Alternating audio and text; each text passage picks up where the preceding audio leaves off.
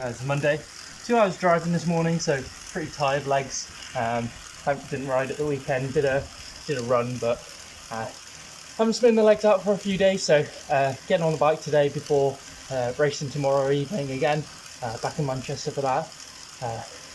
Wiggly woggly circuit at Tameside. Got some ideas of what to do to hopefully get a better result this week. Going to do in the 2-3-4 race because there's no 3-4 race this week. Good, I'm spinning the legs out today because they're feeling not too great, but cracking on with it. Ideally aim for 3 hours, but see what I get to. A bit over an hour and a half now.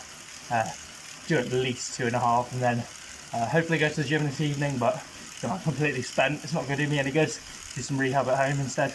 Also got a 25-mile time trial on Saturday, so got a threshold session before that on the Thursday. Going to be spending some good time in position for because I'll have to do 50 minutes in position at the weekend. So yeah.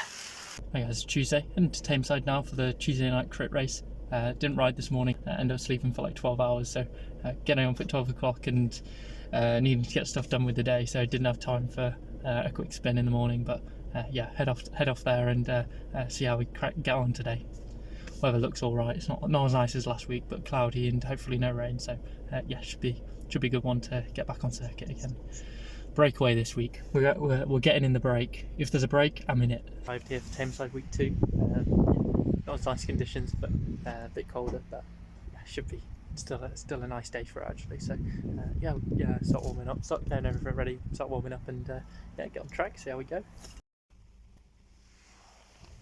Just finished the race and did a spin round an estate just to spin the legs out a little bit more. I think I'm going to do 20 minutes on the rollers as well. Progress on the 2-3-4 race from last week, I guess. Similar affair with still on the back of the peloton and kind of getting dropped out of corners and needing to chase back on quite a bit. So yeah, but making sure that if I wasn't letting that happen every lap, because I'm like, okay, if I want to make a counter attack here, I need to be attached for when I see those gaps open. So I was making sure to chase back on at certain points so that I had the ability to counter attack if possible. And there's a couple of times where I just bailed on my attack. I had an opportunity to go for it. Either the door got closed on me, or yeah, I just decided I'll save my legs a little bit now, or just move up a few spaces. But yeah, so pretty much found myself on the back for most of it, and then 4 laps to go. I think around 4 laps to go, and through the start finish, I just made a big attack off the front. Got a bit of a gap, but I think I quickly got chased back down by the peloton, trying to make a gap out of the corners, sprinting hard like I'd still have to do at the back. But then keeping on the gas a bit more, but the guys were still able to close it to me. So basically ended up being a lead out man for the last 3 laps, and then 1 lap to go. I think the guys came past me, and that speed differential, and I wasn't able to slot back in. Kind of got spat out of the back, and then just came home to finish off the back of the main pack. But lots of people got dropped during the race, so it wasn't like I was the completely last person. It was good that I was able to at least maintain contact with the front group the whole race. So yeah, decent outing. Not a top 10, while away off that, probably a top 20.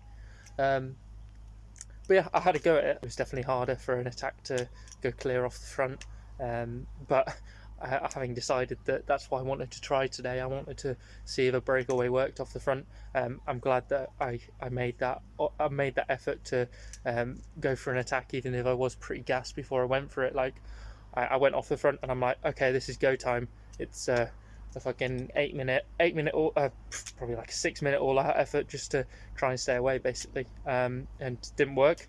But yeah, key is going to be just having the positioning to be up there multiple times so that I can keep rolling attacks, like rather than just one all out effort at the end of the race. Maybe I could have done with the energy I expended today, just having bad tactics on having bad technique on the back. Probably could have rolled like 2 or 3 attacks earlier in the race, and maybe one of them stuck, or because I made the other 2 attacks. That third one was what snapped the elastic. So yeah, getting better still. Wasn't good enough on the day to stay away, but I'll be back again next week. It's good. Just keep putting myself in the meat grinder, you know. It's just like keep getting spat out, you know. But we're learning, and just going to be getting. Hopefully, my technique will be getting better and better and better, so that I'm not limited as much by my technique, and I can use my power more wisely, really. Son of my dad's friend, who my dad had told me this guy's racing, and you probably bump into him. He said hello to me, so that was nice. And then a couple of guys were like, "Oh, good effort sending that ridiculous triathlete attack off the front, proper diesel engine attack, that one." But so that was quite nice afterwards. Yeah, just people being friendly. Stop dilly dallying around. Last one in the car park as per usual. Yeah, just head home now. Yeah. Guys, it's Wednesday. Getting out on the TT bike. Nice day for it. So get out for maybe 2 hours. Go out to my regular spot where not too hilly, and just basically just doing back and forth, and hour and a half, 2 hours I reckon, and then maybe actually get out on the road bike and do some cornering practice and clipping in practices. Had a pretty embarrassing start yesterday. So stupid. Like, first time I'd thought about clipping in practice was after the race a week ago, and then practice clipping in, and I was like, okay, I'm getting a bit more consistent with it, and then I just had the worst clipping ever at the start of the race. Just panicked a bit. I was like spinning my pedal. It's ridiculous. So yeah, need to work on that for sure. But then also make sure I just don't panic. Like, as soon as, if I don't get it in first time, then it's like, okay, reset. Okay, get it in. Okay, we're good. We go. But yeah, I got TT at the week on Saturday, so it'd be good to get out on the TT bike and practice being in this position out on the road, because I've only been out on the road in this position once so far. Just under an hour in, just taking 5. Very windy today. On the way out, it's quite wobbly. Catching this nasty crosshead wind.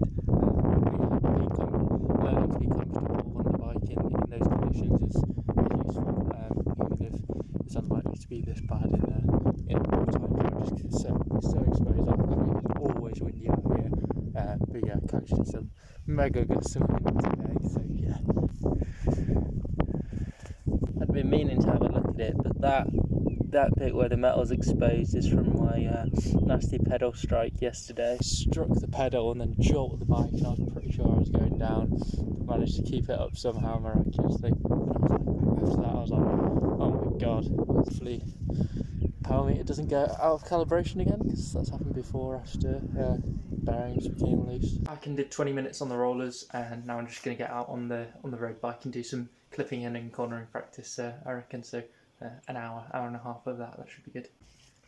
Hi guys, it's Thursday. Just walking home from the garage now. I had to drop off the car this morning as it was fine on the drive home from Manchester Tuesday night.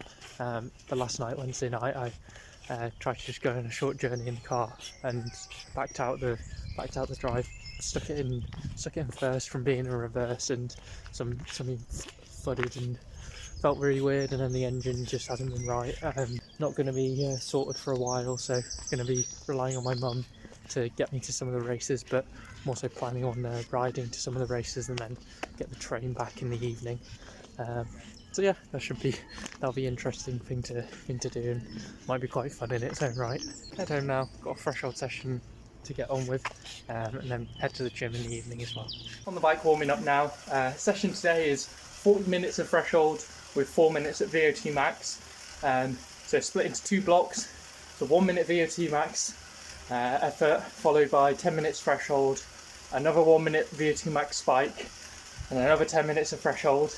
Then I've got a 10-minute rest, and doing that set again.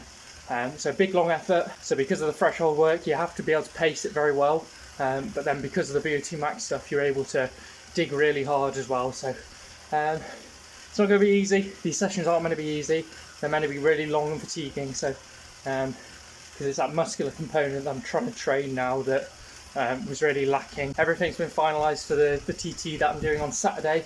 It was originally meant to be a 25-mile TT, but because of road works, they've decided to change it to the 10-mile course that won't be affected by this diversion that's been put in place off the motorway. It is what it is.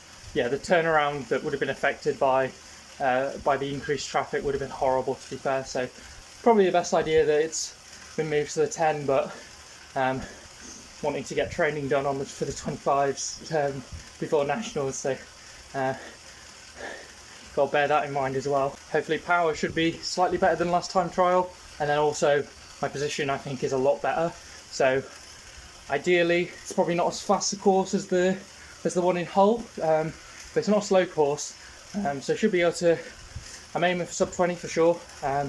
A solid sub 20, 19.5, that'd be really good. And then go back to Hull, try and break 19 maybe. Just spitballing ideas. That'd be really good. No reason why it's not possible, to be fair. But yeah, just see how we get on at the weekend. A couple of cheeky 1300 watt seated sprints. That's not bad at all. One benefit from being off the back at Tameside, having to sprint out the hairpin over 1000 watts every lap.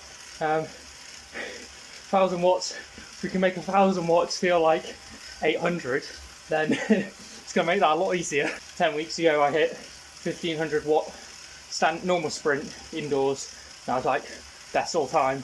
I haven't come close to that, but I've been working on just doing seated sprints really, and if I'm consistently getting a 1300 watt seated sprint, then I might be able to match that 1500 watt out the saddle sprint. So yeah, good stuff. All set up and ready to go. So it's 1 minute, 10 minute, 1 minute, 10 minute, 10 minute rest, then the same again, 1 minute, 10 minute, 1 minute, 10 minute. Woo! Big session, and because they're short of the O2 max spikes, like, means I need to dig harder on them. It's hitting like just under 450 for the 2 minute spikes last week, so should be above 500 for these 1 minute spikes, and then see what the threshold's feeling like on the day. 360, 370, something like that. We'll just see. Definitely learning to pace these efforts, because guess what, the 95% rule, 20 minute 95% rule is a load of shit, at least for 99.9999% of people.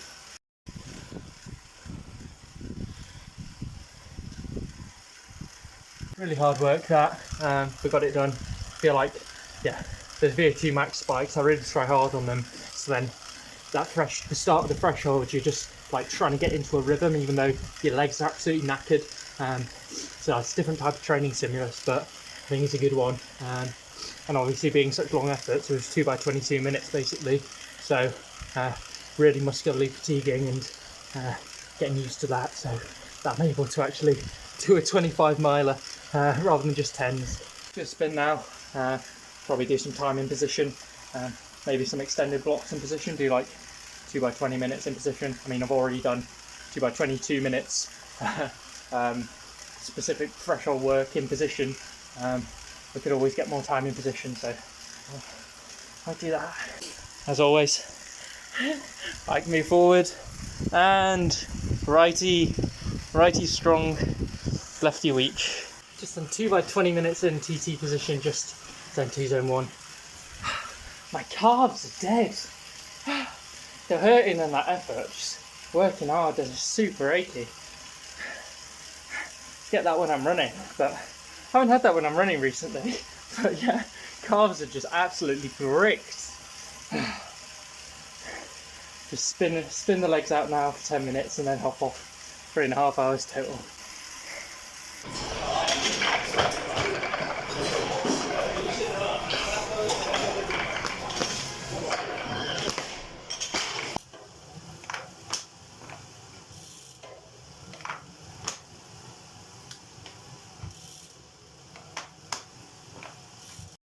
Getting everything ready for the TT tomorrow. Got my custom numbers with yellow paper this time.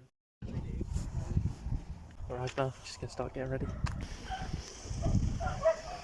Bike's ready, I'm ready. Got like 45 minutes, 50 minutes until the start, so start warming up in a minute. Good ride that. It was a lumpy one, and felt like the main thing that slowed you down was the I guess different sections that get more exposed to the wind, but then also like the worst bits of road, so you've got worse rolling resistance. So there's this nice smooth bit where I don't know, got up to like 54, even though it like wasn't a downhill or anything, or maybe it caught the wind really nicely as well.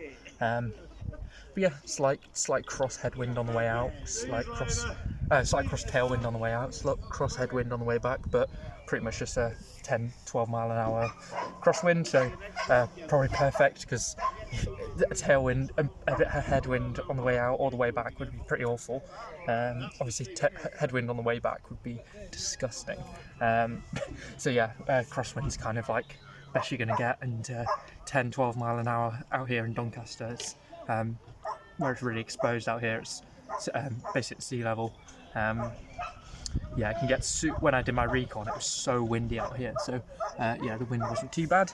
Yeah, bollocked some nasty bits of road and was like a bit nervous for the bike. First minute I thought I might have had a rear puncture, but it's like there's no point in looking. Like if I look down, I'm gonna lose speed. Like if I've got a puncture, I'll find out within the next minute. So there's no point looking. So just kept riding, and yeah, overtaking some riders. Got to the roundabout, got through. There's a car like stopped on the roundabout. It's like if the car stops, I'm just gonna go. Like yeah, you can't no point hesitating. So yeah, and I was at the roundabout just under 10 minutes. I start my Wahoo like 10 seconds before I start, and still got to the turnaround sub 10, and I think I positive split it, so went a bit harder on the way back in terms of power. Felt like I was quite conservative with my pacing. Heart rate didn't get up to probably 175 by the turnaround, and then got into the 180s on the way back, so didn't blow myself. Was trying hard on the way out, but didn't blow up, and had something left for the way back, it felt like. But yeah, overall happy with that. I stopped my Wahoo at 19:59 and started it 10 seconds early, so that should be comfortably sub 20, and yeah, nice PV, and just depends. I think it's a slightly harder course than Hull, hard to tell. Course record's only just sub 20, sub 19, so from some of the talk guys, Ben Turner, Connor Swift, sub 20 out here is a good outing. And then back to Hull. Hopefully we can do a solid sub 20, like low 19s or even sub 19. That'll be really solid before nationals. But yeah, spin down on the rollers now. See my immaculate taping job. Just if in doubt, electrical tape everything. This bit here, tape the wires obviously. Let's see what we did. 59. 375 average. I thought it was lower.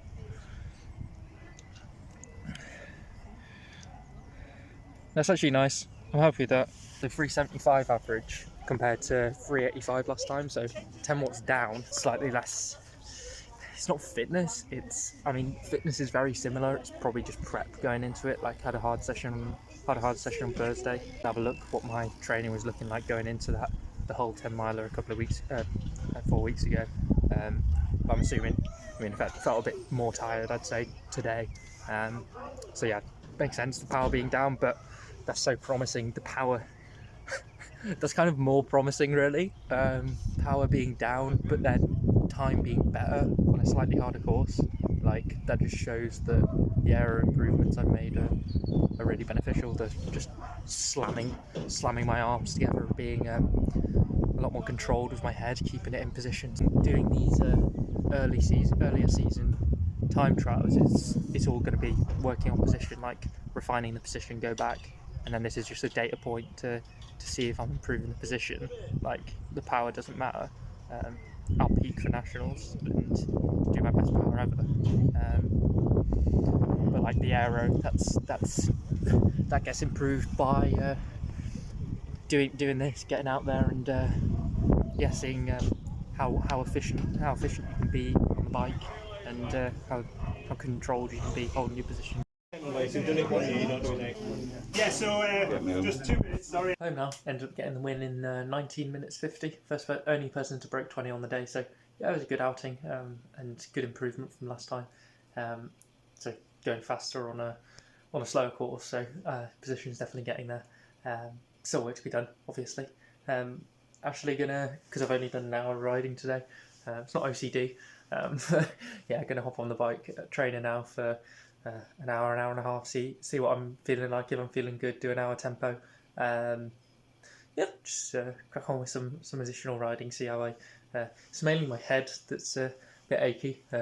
My neck was achy before from holding that, turtling that head in with the helmet. So yeah, get on the TT bike, get back in position, then see what the legs are feeling like, spin them out a little bit. That's an hour tempo / very high zone 2, done in the TT position. So yeah, want to get used to being able to do those longer efforts, even if it's not of threshold intensity. There's going to be a good level of muscular training from being in the position for the full hour. So yeah, that was good. And I was not doing threshold after that effort this morning. But yeah, tempo felt good, so can't complain with that, and got an hour done, so yeah, happy with that. Little spin now and then have something to eat and go to bed.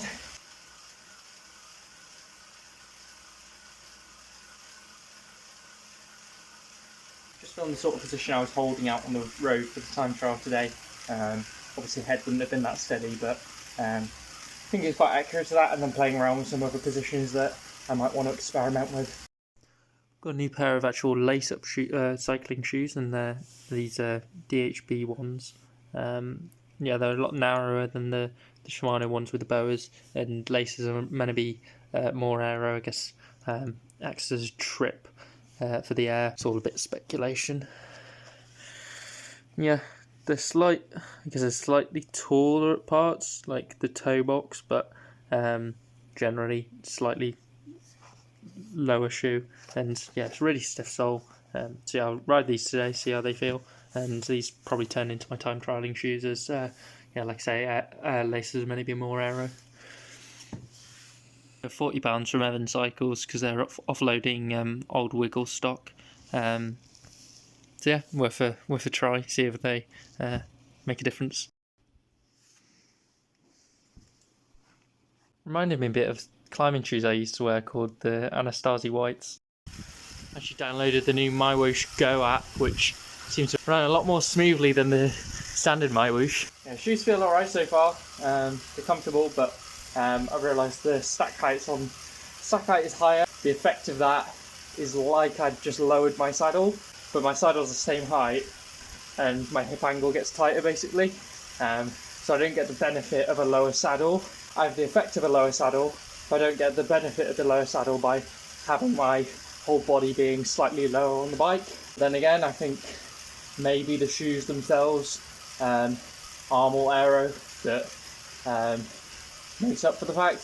I mean, that's why when they're getting really optimized aero setups, they're using speed plate pedals with really low stack height, because there's like a physiological trade-off to lowering the saddle. So if you can have basically the saddle lower without the effects of lowering the saddle, if that makes sense, so not as tight a hip angle, not as quad dominant, but still having the positive impact of having a lower saddle on the aerodynamic profile of the body. So yeah, have a think about the shoes and how it might affect my position, and see if I want to use them or not really. Quite a curve to the shoe, and it's a very thick and stiff sole. So yeah, maybe the benefit of the stiffer sole, slightly better power transfer, I don't know. Yeah, have a think. Plenty of time to think about this stuff. Very tight clearance to the Asioma pedal at the power meter part. I mean this sole is so stiff that it shouldn't.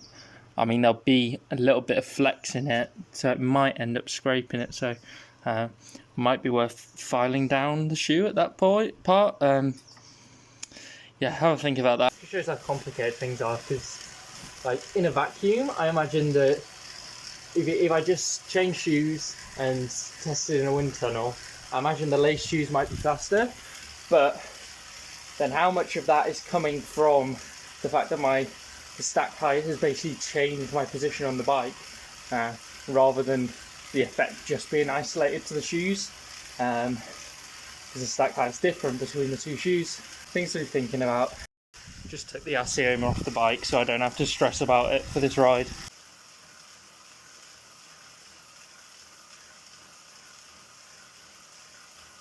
Just hopping off after just over 2 hours of zone 2 riding there. Knee feeling a bit tender. Was feeling tender after yesterday's race, but don't think it's anything serious. I think it's from more fatigue in the quads. So I might do some deep tissue massage tonight to try and speed up the process of making my quads not feel so absolutely smashed. Good week of training in the bank. So yeah, on to the next one.